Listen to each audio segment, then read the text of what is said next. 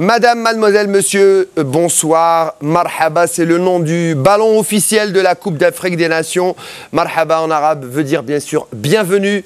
Bienvenue en Guinée équatoriale. C'est le début de cette Coupe d'Afrique des Nations aujourd'hui avec le coup d'envoi de la 30e édition de la Coupe d'Afrique des Nations avec ce match d'ouverture entre la Guinée équatoriale, invitée surprise de ce tournoi, et le Congo, un match spectaculaire, ouvert, dans une superbe pelouse, score final, un but partout. Vous l'avez certainement vu, j'allais pas dire tous, mais en tout cas tous ceux qui regardent l'émission l'ont certainement vu.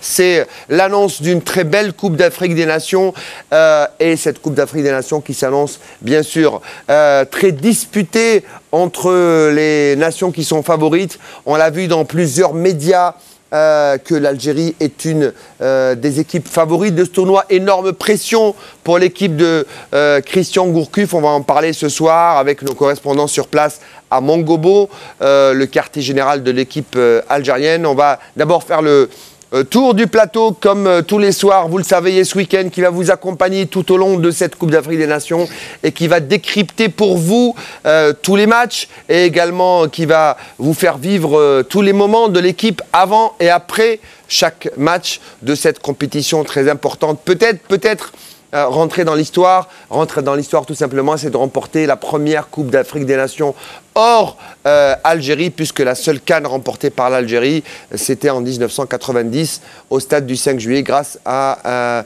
un seul but marqué face au Nigeria en finale. On ne va pas refaire l'histoire, on va la faire l'histoire ce soir, notamment avec Rafiq Habib, directeur de la rédaction, j'allais dire publication, mais à chaque fois vous me corrigez. Rédaction du journal Compétition, membre de Yes Weekend. Salut Rafiq, merci d'être là. Bonsoir et c'est moi qui vous remercie. À côté de vous, vous devez vous prendre l'habitude parce qu'il va souvent vous couper la parole. Mohamed Aberkan est avec nous. ZRTV, la rédaction est là également. Mohamed, bonsoir, merci d'être ici. Bonsoir Riyad, bonsoir tout le monde. En face de vous, Amin Tirman également, de la rédaction de ZRTV, Coaching Day, la Ligue 1, la Champions League africaine et la Coupe d'Afrique des Nations également. C'est tout votre éventail. Mais ce soir, c'est bien sûr la Coupe d'Afrique des Nations dont on va parler avec 24-25 jours environ. On va en parler tous les soirs. Notamment avec vous. Merci Amine d'être avec nous ce soir. Bonsoir Liad, bonsoir tout le monde. À côté de vous, le plus jeune du plateau, celui qui a peut-être le moins d'expérience dans cette Coupe d'Afrique des Nations, c'est Jamel Rachdi qui à lui seul a 8, 9 Coupe d'Afrique des Nations. 7 Coupes d'Afrique des Nations. L'APS, Algérie Presse Service, est sur le plateau, mais c'est pas l'APS qui est là. Bon, vous la représentez, mais c'est surtout Jamel et votre science, votre expérience qui va nous accompagner tout au long de cette Coupe d'Afrique des Nations pour nos téléspectateurs qui vont nous suivre tout au long de cette Coupe d'Afrique des Nations. Bonsoir Riyad et bonsoir tout le monde. Alors, on va commencer, messieurs, par ce coup d'envoi de cette Coupe d'Afrique des Nations dans la capitale équato-guinéenne, avec cette cérémonie que certains auraient pu critiquer, assez kitsch, simpliste, mais en tout cas, cette Guinée, en un peu moins de 2 mois, a su relever le défi et ouvrir cette CAN qui finalement restera et sera africaine. Ben oui, tant mieux. On a déjà relevé hier. La Guinée a finalement réussi son pari puisque la CAN a commencé. Elle a commencé avec une petite cérémonie modeste, mais bon, qui va annoncer, j'espère, une grande CAN, avec un match d'ouverture qui était plaisant, qui était pas mal. On a vu quand même du jeu, un peu de naïveté, bon, un jeu direct, beaucoup d'engagement, beaucoup de technique. On a vu des gestes qui sont quand même beaux. C'est bien. Il nous rappelle un petit peu le football à l'africaine. Un peu naïf, il y avait beaucoup d'espace, il y avait, je dirais même des boulevards.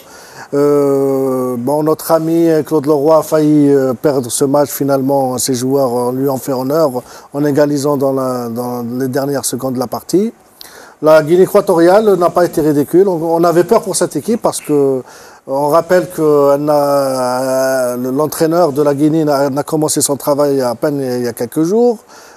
C'était une équipe qui n'était pas qualifiée, elle était même éliminée au tour préliminaire, disqualifiée par la CAF parce qu'ils ont fait jouer un joueur nouvellement naturalisé, etc. Bah, j'espère que c'est de bonne augure, j'espère que tous les matchs qui vont suivre seront de cette qualité. Un tour de table sur ce match d'ouverture, pardon. Mohamed Abarkan, un Guinée-Congo, une ouverture improbable, mais c'était un match totalement ouvert et c'était vraiment du football total et du vrai football africain, comme l'a dit Elafert. Oui, c'est sûr, c'était le match d'ouverture, c'était pour peser la température pour les deux nations. La Guinée, le pays hôte, face au Congo, quand même, qui n'est pas une terrible équipe, mais qui était un peu difficile à manier pour cette équipe de Guinée équatoriale, à faire la préciser. C'est une nation qui a déjà été éliminée à cause de leur joueur, le Camerounais Fidieu, qui n'a naturalisé équato-guinéen, mais la FIFA n'avait pas accepté sa naturalisation, comme quoi les responsables de l'administration au niveau de la fédération guinéenne de football n'ont pas fait complètement leur travail, et donc la Guinée a été disqualifiée avant d'être rachetée pour remplacer le Maroc et toute l'histoire. Tout le monde connaît cette histoire. Pour moi, c'était un match plaisant, très, très beau à voir. Ce que j'ai aimé, parce que lors de la dernière édition organisée entre la Guinée équatoriale et le Gabon, l'ouverture s'était faite à la capitale Malabo. Cette fois-ci, c'est Bata qui a eu l'honneur. On a vu le stade de Bata, c'est un petit bijou magnifique. La pelouse était excellente. Circulation de ballon. Voilà, une circulation magnifique de ballon pour un match d'ouverture.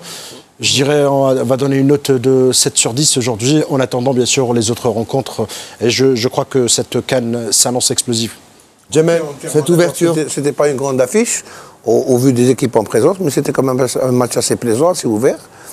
Je pense que les deux équipes ont fait preuve de naïveté. Mais bon, c'est bien, hein, pas une grande affiche, quand même un match ouvert. Oui, un match très ouvert, mais je pense que les équipes ont fait preuve de naïveté. Il y a un manque de rigueur au niveau du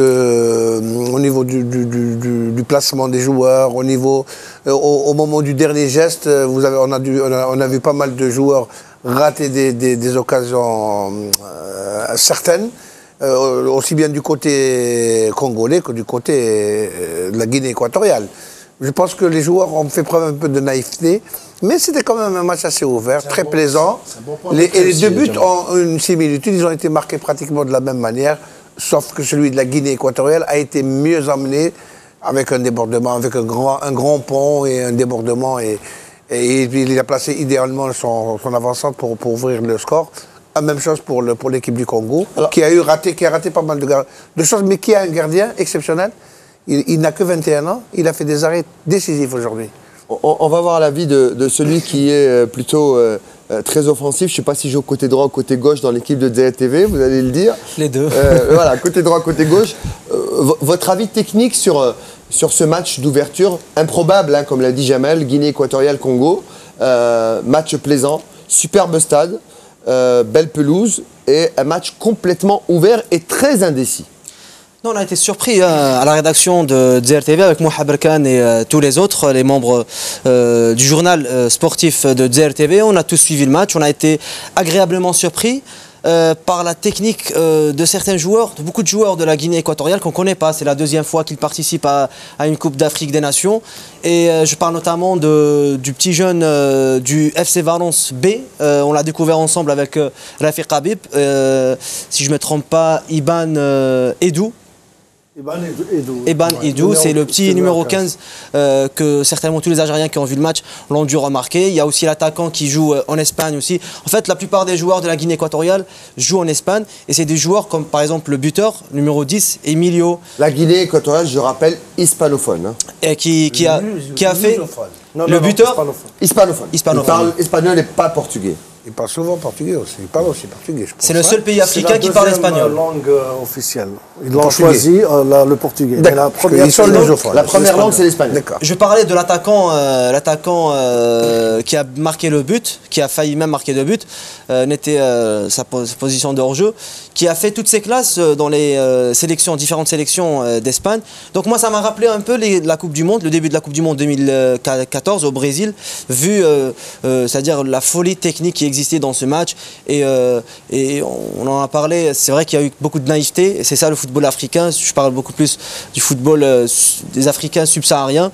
mais c'est tant mieux pour nous, pour l'Algérie en tout cas. Et de toute façon, moi j'ai été agréablement surpris par la technique et l'ouverture. C'est-à-dire que c'était un match très ouvert.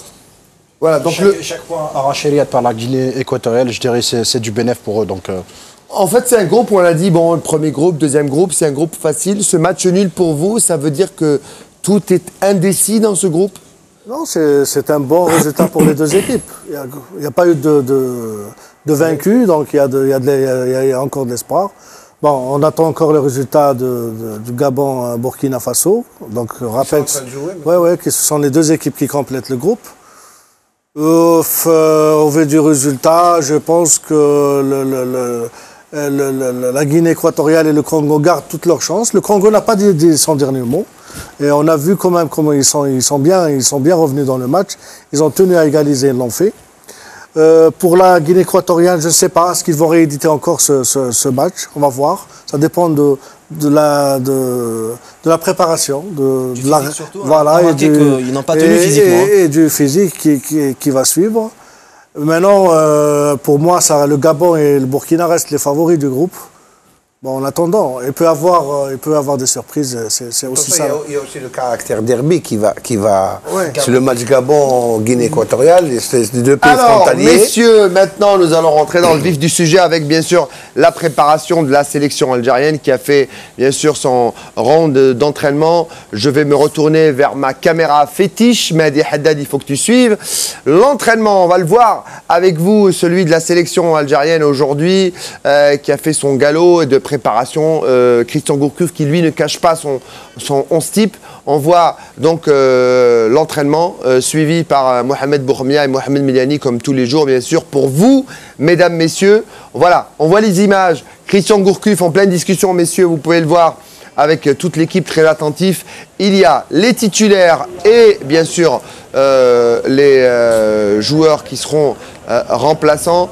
On va spéculer tout de suite sur l'équipe de départ face à l'Afrique du Sud. Je rappelle que l'Afrique du Sud, notre équipe composée de Fodil Hafayed et de Rafiq Aniq, qui a essayé de rentrer dans le stade d'entraînement de cette équipe de l'Afrique du Sud.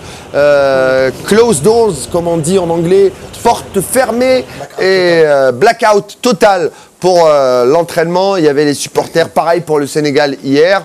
On a suivi l'entraînement. On va parler de l'équipe probable face à l'Afrique du Sud. On va voir tout de suite les réactions des joueurs après l'entraînement. On va écouter les joueurs de la sélection juste après l'entraînement au micro de Mohamed Bourmia.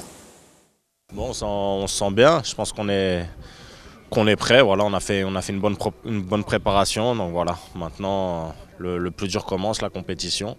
On sait en 2013 que le premier match est très important. Donc voilà, on va tout faire pour essayer de gagner ce premier match. Ouais, bon, on a vu, hein, c'était une très bonne équipe, un peu le même système de jeu que nous, qui va très vite vers l'avant, qui part en contre. Donc voilà, il faudra faire attention, mais bon, il y a plus de petites équipes en Afrique, donc bien se préparer, faire un gros match et puis voilà. L'objectif de l'Algérie, non, moi mon objectif je l'ai toujours dit, il faut être raisonnable. J'ai envie de faire le meilleur parcours possible. Mais après je veux rester, comme je l'ai dit, humble et modeste. Et en sachant qu'on a fait une bonne Coupe du Monde, en sachant qu'on revient quand même de loin par rapport à la dernière CAN 2013. Ouais, après voilà, on n'est pas là pour parler de ça aurait pu être, ça aurait pu être. Maintenant on y est. On doit faire avec, pour l'instant ça se passe bien, on doit se préparer pour notre match de lundi soir, Inch'Allah, pour le gagner et pour prendre les 3 points. On sent que tout le monde nous met favoris et tout, mais bon, comme je l'ai dit déjà, en Afrique il n'y a pas de favoris, ça n'a rien à voir avec l'Europe ou la Coupe du Monde, c'est autre chose. Maintenant si nous on met tous nos objectifs, tous nos atouts de notre côté, ben, je pense qu'on peut passer au prochain tour, Inch'Allah. Non, on n'a jamais parlé de ça, mais on sait que notre équipe est attendue. Tout le monde nous attend, tout le monde veut gagner contre nous parce que par rapport à notre parcours en Coupe du Monde. Mais après, voilà, comme j'ai dit, on va rester concentré. On va tout faire pour être prêt dès lundi à essayer de prendre 3 points déjà. Voilà, très grande confiance. Hein. C'est les joueurs qui se préparent sur une pelouse qui, pour l'instant, est en bon état. Je rappelle que les pelouses répliques d'entraînement servent à toutes les équipes du groupe. Hein. Ghana, Afrique du Sud, Sénégal et Algérie. L'Algérie qui est à 48 heures de son match. Les joueurs sont en dedans. On parlait en off pendant qu'on écoutait, messieurs, les sonores. C'est une émission où on dit tout. Hein. Il n'y a pas de off hein, dans Yes Weekend. Tout ce qu'on dit, tout ce qu'on pense, on partage avec vous. Ce qu'on disait, Jamel, c'est que si jamais cette équipe algérienne arrive à se sortir de ce groupe, tout peut arriver. Elle peut aller jusqu'au bout. Oui, je pense que le plus difficile est à faire au niveau du groupe. Parce que compte tenu de la présence d'équipes quand même très, très rompues, qui ont quand même une certaine autorité, qui sont très très bons actuellement. Comme les très bons actuellement, oui. Le Ghana n'est plus à présenter, le Sénégal aussi, et l'Afrique du Sud qui peut jouer les outsiders, ou même être dans la peau d'un favori également. Mais je pense que si on s'en sort du groupe, si on sort la tête du groupe, en première ou en deuxième position, quel que soit le classement. En premier, ce serait mieux quand même. En premier, ce serait mieux, mais on reste à Mongomo. Si on est deuxième, on va jouer le troisième match contre le Sénégal à Malabo, et on reste à Malabo pour le quart de finale. Donc on peut rester par la suite jusqu'à la fin.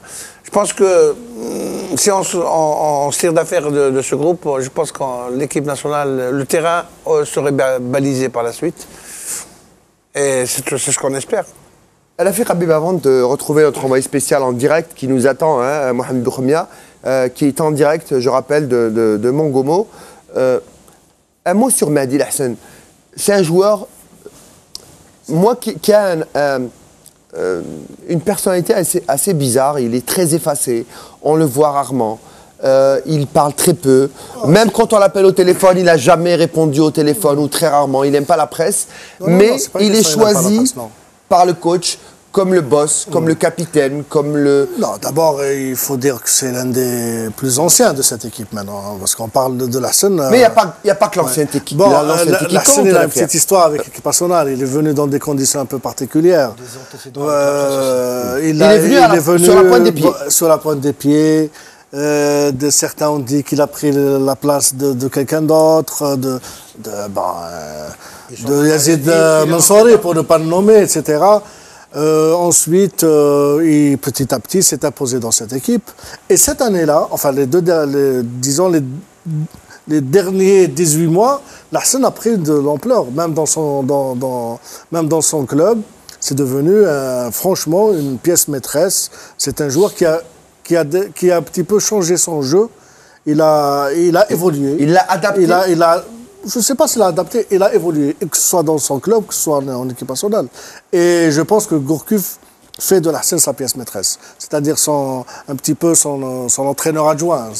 C'est son relais dans l'équipe. C'est quoi? C'est de la maturité? Il y a de la maturité. Lahsen, c'est un joueur très mature dès le départ.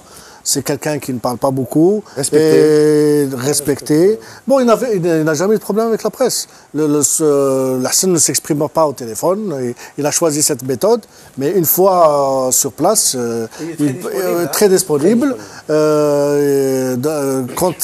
il est disponible dans un cadre organisé. Comment on dit en anglais? Gentleman footballeur? Oui, c'est un gentleman. Oui, c'est un homme très, très correct. C'est un fils de bonne famille, comme on dit. Qui a pu, il est venu un petit peu sur les pointes des pieds, mais qui a pu s'imposer entièrement dans cette équipe. Et qui fait son job d'une manière professionnelle. Il fait le boulot. Je pense aussi, Jamel, je ne sais pas si vous allez être d'accord avec moi, que l'histoire de Lahsen, si on revient un peu en arrière, elle traîne un peu en arrière. À l'époque où la fédération algérienne commençait à naturaliser les binationaux algériens, et à un certain moment, Lahsen traînait la patte pour répondre oui ou non, pour jouer avec la sélection. Mais il traînait la patte, comme a dit Alafi, pas parce qu'il ne voulait pas venir, parce qu'il avait peur de prendre la place de quelqu'un. C'est vrai, parce qu'il avait traîné un peu la patte pour dire oui, j'accepte le maillot. Il a raté la CAN de 2010. Oui, je vais finir mon idée d'affaire. Pour dire oui, j'accepte de porter le maillot algérien. À une certaine presse, je ne citerai pas le nom de ce quotidien, lui, il a carrément traité de fils de Harki, si vous vous rappelez. Le fils de Harki ne veut pas porter les couleurs de l'Algérie. Donc c'est pour cela, quelque part, qu'il avec du recul, il hésite à parler à n'importe qui, même en zone mixte, hein, il ne parle pas à n'importe qui. Voilà, il répond à quelques journalistes. Voilà. Alors, je suis obligé de couper. Je ne suis pas Charlie, je ne suis pas Harki, mais je vais être en direct avec notre envoyé spécial à Mongomo, Mohamed Boukhamia, qui est en direct avec nous, qui attend depuis tout à l'heure.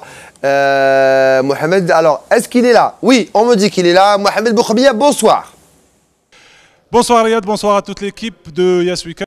Alors, Mohamed, vous parliez tout à l'heure justement de celui qui était le boss dans le milieu de terrain et qui était capitaine, et Lassen avait du mal à venir. Eh ben, c'est l'invité aujourd'hui. Il était à votre place il y a quelques jours et il est avec Mohamed Boukhamia ce soir. Yazid Mansouri est avec vous. Alors, Mohamed Boukhamia, quel était le programme de la sélection aujourd'hui, leur galop d'entraînement, leur programme aujourd'hui? Dites-nous tout, Mohamed.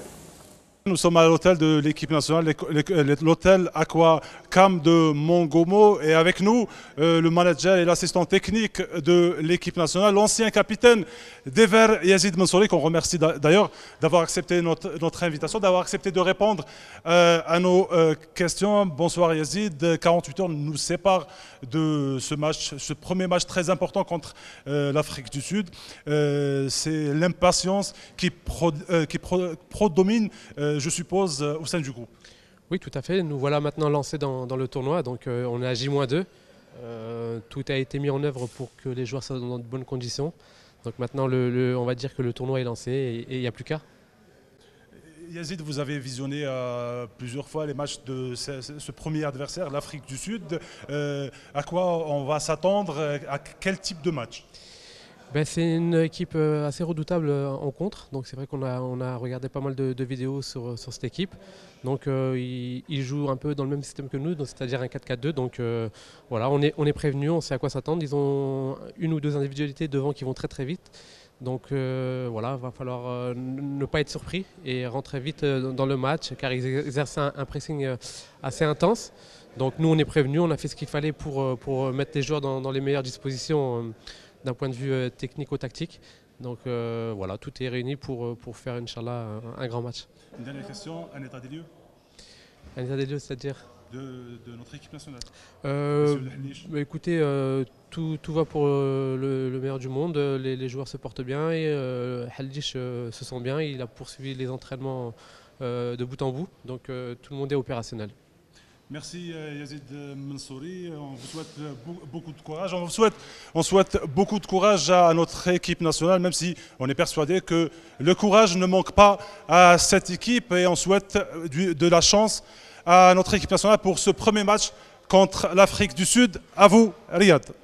Merci Mohamed, on vous retrouve donc demain dans Yes Weekend à 24 h du match. Merci à Yaz, mon ami Yaz, parce que bon, c'est vrai, on est copains, mais c'est surtout le capitaine emblématique de cette équipe qui, il l'a dit, suit de près et de loin cette équipe à l'entraînement, après, pendant, et bien sûr, même s'il ne nous l'a pas dit ce soir, c'est son travail. Même s'il ne nous l'a pas dit, je pense qu'il connaît le 11 hein, qui va débuter face à l'Afrique du Sud. Bon, je pense que c'est tout le monde qui connaît le 11.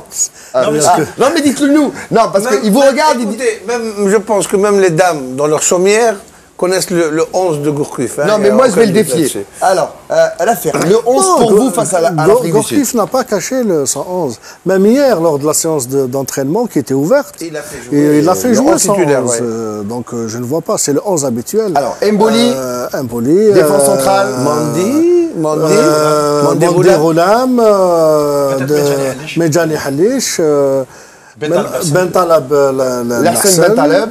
Mahrez Ferrouli. Après, j'ai pas besoin de vous dire. Mahrez Ferrouli, Brahimi et Slimani devant. Et on ne change pas une équipe qui gagne. Je pense que c'est ça. Maintenant, sauf accident. Sauf accident ou réflexion de dernière minute. Il paraît qu'il a même préparé, je m'excuse Jamal, il a pas les remplaçants, c'est-à-dire en cas de... Il s'est un peu préparé à toute éventualité pendant ce match. Il a même préparé, d'après nos correspondants sur place, Soudani et Qadir pour être des éventuels remplaçants de Brahimi et Ferrouli. Alors, une chose est sûre, Riyad, c'est que Christian Gourcuff, il est connu, même quand il a passé 14 ans à Lorient, toute la presse en France le connaît, Christian Gourcuff ne chamboule jamais son équipe. Quand il joue avec une équipe, il la maintient pour 2, 3 semaines, 4 semaines, 5 semaines. Au moins d'une blessure, là il fait un changement, mais sinon c'est toujours l'équipe qui gagne. Alors on l'a vu, il est dragué vraiment par tous les médias qui suivent cette Coupe d'Afrique des Nations, les médias européens, moyen-orientaux. Gourcuff est l'entraîneur de l'équipe qui est favorite. J'ai même lu un titre tout à l'heure dans un média télé européen qui disait Algérie favorite, point d'interrogation bien sûr. Dans le jargon journalistique, on est toujours très prudent, donc ce point d'interrogation, c'est la protection à tout pronostic. Toute surprise. À toute surprise, bien sûr. Comment vous voyez le comportement de l'équipe face à l'Afrique du Sud? Et bon, on a vu l'équipe type. Quelle est l'évolution du jeu? Est-ce qu'on va laisser l'équipe sud-africaine jouer ou est-ce qu'on va la prendre à la gorge et on va imposer le jeu Gourcuff? Elle a fait puis Jamal. Je pense que là aussi, Gourcuff n'a pas caché son jeu. Il a dit, moi, mon style est clair, c'est mon 4-4-2. Moi, je rentre sur le terrain, je veux prendre l'adversaire à la gorge. C'est-à-dire prendre le jeu à son compte, attaquer, attaquer, attaquer. Bien sûr, cela ne veut pas dire attaquer dans la précipitation, cela ne veut pas dire se dégarnir, cela ne veut pas dire laisser des boulevards, laisser des espaces. Tout est, d'ailleurs, lors de la dernière séance, il a insisté sur ça. D'abord récupérer, d'abord défendre, ensuite attaquer. Il a insisté beaucoup plus sur ces dernières séances d'entraînement. Il a insisté sur le pressing haut à partir des deux attaquants, les milieux de terrain et le troisième rideau pour presser cette équipe d'Afrique du Sud. Pendant 90 vous avez dû remarquer qu'à chaque fois que Gourcuff s'exprime, il dit « Je ne suis pas satisfait si je ne gagne pas ». Donc, pour lui, il prend tous les jours le match à son compte. C'est-à-dire que l'équipe algérienne va prendre à son compte le jeu pour essayer de marquer et de se mettre un petit peu à l'abri. Et naturellement, sans omettre le fait qu'on doit se replier, qu'on doit se défendre, qu'on doit être solidaire sur tout le terrain. Organisé. Et c'est ça qui fait un petit peu sa philosophie. C'est une attaque à outrance, mais la prudence aussi est de mise. Le footeux de la bande, à votre avis, Amin Thierman, l'Afrique du Sud, est-ce qu'on doit ne pas la laisser jouer? Est-ce qu'on doit imposer notre football pendant le match? De toute façon, comme l'ont dit les collègues, de toute façon, c'est ce qui va se passer. Gourcuff est même connu pour ça. C'est-à-dire que déjà, même par le passé, en parlant de cette Coupe d'Afrique, il l'a clairement dit. Moi, je joue comme l'équipe nationale joue. C'est-à-dire que je vais imposer.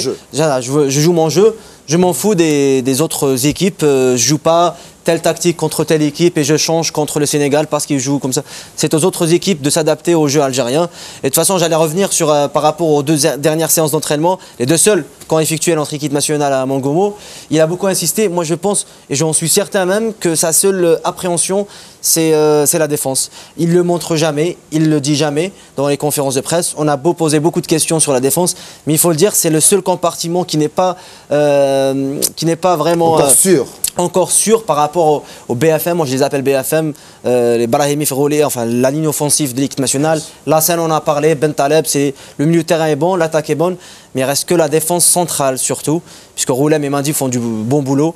La défense centrale, d'ailleurs il a beaucoup parlé en tête-à-tête avec Medjani et même avec Halish, qui on fait tout pour qu'il revienne. Il n'est pas encore sûr à 100%, mais il va certainement jouer ce match contre l'Afrique du Sud. Donc ça reste le seul petit bémol de l'équipe nationale. En résumé, Medjani qui est en forme et Halish, c'est comme le BTP. Hein. Si le bâtiment va, tout va. Si Halish va bien, la défense ira bien. On va terminer, Mohamed Aberkan, parce que c'est la fin, avec le programme de demain, avec l'entrée en liste de la Tunisie notamment. Tout à fait. La deuxième nation arabe demain, c'est le groupe B. Donc il y aura Tunisie et Cap-Vert et il y aura Zambie, République démocratique du Congo. Et on souhaite bonne chance à nos amis tunisiens.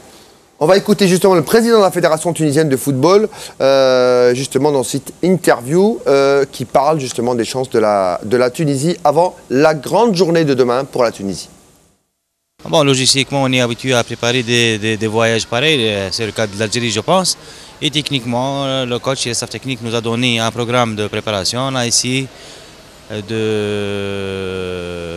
faire tout le nécessaire, qu'il soit sur le plan logistique ou bien technique selon les demandes des techniciens. Espérons bien qu'on aura enfin l'Algérie et la Tunisie à la finale. Oui, concernant les installations, mais heureusement qu'il y a des bons échos concernant la pelouse. Espérons bien qu'on ne trouve pas vraiment beaucoup des obstacles pour le bon déroulement de ce jour à Bibil, mais c'est notre destin, il faut s'adapter. Hein.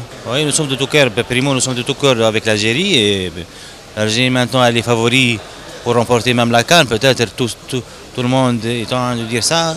Donc là, elle est dans une poule assez dure, mais je pense qu'elle est capable de s'en passer. Voilà donc pour le président de la Fédération tunisienne de football pour cette journée de demain. Et ce week-end arrive à sa fin. Merci messieurs. Donc rendez-vous demain, même heure, même plateau, même chaîne. Dzaïr CAN, j'allais dire, Dzaïr TV. Merci l'affaire, merci Mouh, merci Amin, merci Jamel, merci à vous d'être fidèles à nous. Rendez-vous demain, même chaîne, même heure, 22h30 pour la Coupe d'Afrique des Nations. Yes Weekend, oui, nous pouvons. Algérie, Afrique du Sud, c'est lundi. 20h et nous serons là juste après le match justement pour le débrief avec la team Dzaïr, la team CAN 2015 pour cette Coupe d'Afrique des Nations. Je vous dis bonsoir et à demain. Salut.